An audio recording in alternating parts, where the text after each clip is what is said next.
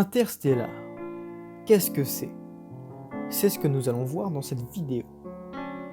Écrit par Christopher et Jonathan Nolan et réalisé par Christopher Nolan en 2014, Interstellar est un grand film. Un film complexe, réaliste et racontant un futur proche pour l'humanité. Mais avant, il faut contextualiser.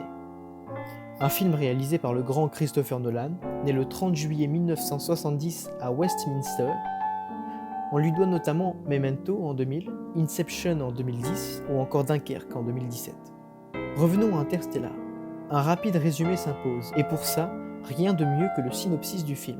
Dans un futur proche, la Terre est de moins en moins accueillante pour l'humanité qui connaît une grave crise alimentaire. Le film raconte les aventures d'un groupe d'explorateurs qui utilisent une faille récemment découverte dans l'espace-temps afin de repousser les limites humaines et partir à la conquête de distances astronomiques dans un voyage interstellaire. Comme on peut le remarquer, c'est une histoire complexe. Complexe dans son intrigue et complexe dans son réalisme. Christopher Nolan est un réalisateur réputé pour non seulement utiliser très peu d'effets numériques, mais également de garder un certain réalisme dans ses œuvres, comme on a pu le voir notamment dans sa trilogie Batman. C'est un point qui fait d'Interstellar un très bon film. Un très bon film certes, mais un film qui peut en perdre certains, je le répète, par son réalisme. Peut-être un peu fantaisiste dans la manière dont ils vont atteindre leur but, très réaliste du côté scientifique.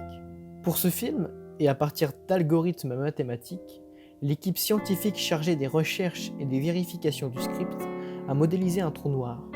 Pour la première fois, on voyait un trou noir réaliste, modèle qui a été ensuite approuvé puisque quelques années après, on a obtenu la première photographie du trou noir. C'est peut-être son problème. Le film est peut-être trop réaliste. Et cet effet se ressent sur une partie des spectateurs, trouvant le film trop complexe et trop avancé dans le côté scientifique.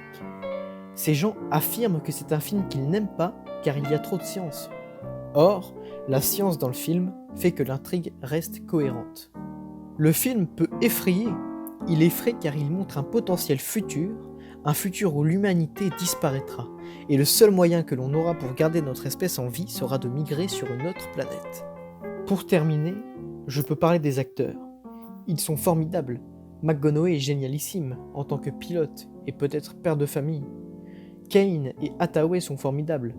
Ces acteurs, cette histoire, le style du réalisateur font d'Interstellar un grand et bon film. En plus de la science et des autres sujets abordés précédemment, on retrouve le sujet de la famille, qui, si vous avez vu le film, est très bien exprimé dans une scène qui nous fera toujours pleurer. Un film intéressant, abordant plusieurs sujets, notamment des sujets encore d'actualité et des sujets profonds.